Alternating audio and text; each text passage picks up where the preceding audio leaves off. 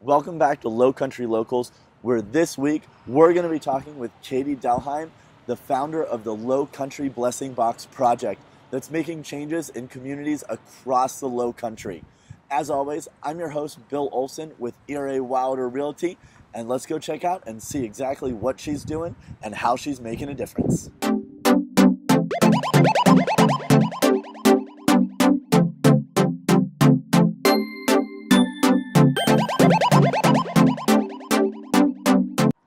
Well, Katie, thank you so much for joining me this week. Yes, thank you for having me. Yeah. So tell me a little bit about yourself and how you got started with the Lowcountry Blessing Box Project. Sure. So I read about, in January of 2016, I read about a woman in Arkansas named Jessica McLeod, and she had created a little free pantry, and she put it in her front yard at her home. And I thought that was such a great idea, and it was such an easy way to be kind to neighbors and anonymously, so not necessarily in a way that you're taking credit for it, but just in a way to just put some good out there and for whoever needs it.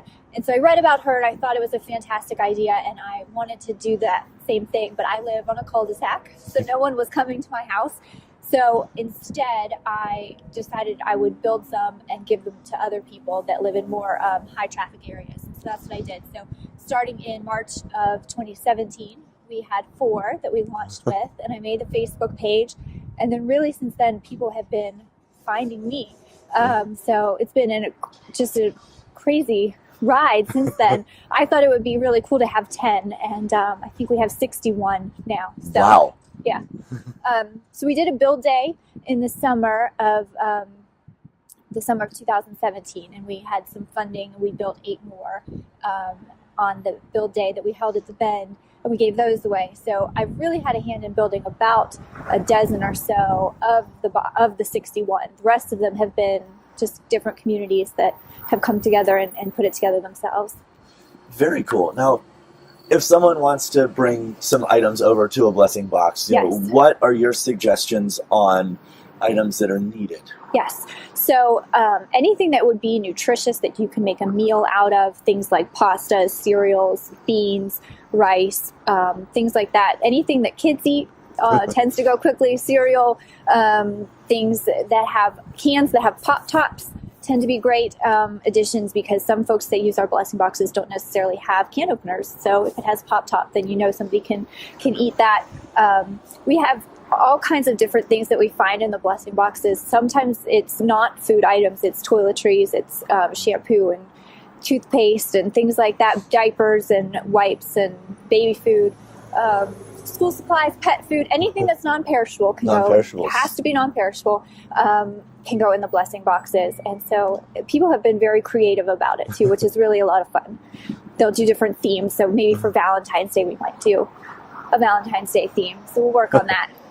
Very neat. Now, so there's 61. There's 61. Which is a lot, but we're also a big area. Yes. Now, if someone feels a need in their community and there isn't one nearby, how can they go about contacting you and getting involved to help their community? Yes. So a lot of them were built by small groups. This one that we're at today, this was built by Boy Scouts.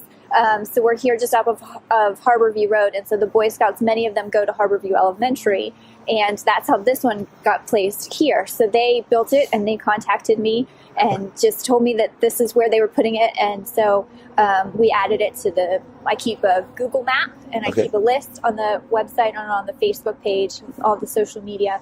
So if you're thinking of making one in your neighborhood, or if you want to check to see if there's one near you, the Google map is really the easiest way, because you can screen or bring it down into where you are and see what's near you.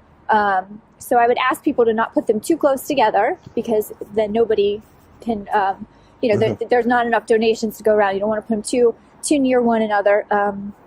But the idea being to keep them full now. So there's 61. So I want to make sure that we don't have too many, and that the ones that we do have are getting donations also. So, but there are definitely areas that don't have any that I'd like to see expand to, like St. George, down towards Beaufort and Bluffton in that area. So lots of places left to go. All right. Well, Katie, thank you so much for joining me and for everything you're doing in our community. You're definitely making a change in a lot of people's lives. Thank you so much. Thank you. It was great to meet you. You as well.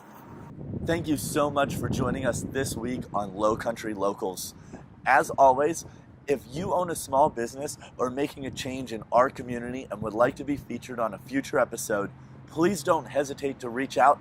I'm your host, Bill Olson with ERA Wilder Realty, and you can reach me at 843-580-8010. Thanks, have a great week, and we'll see you next week. Bye.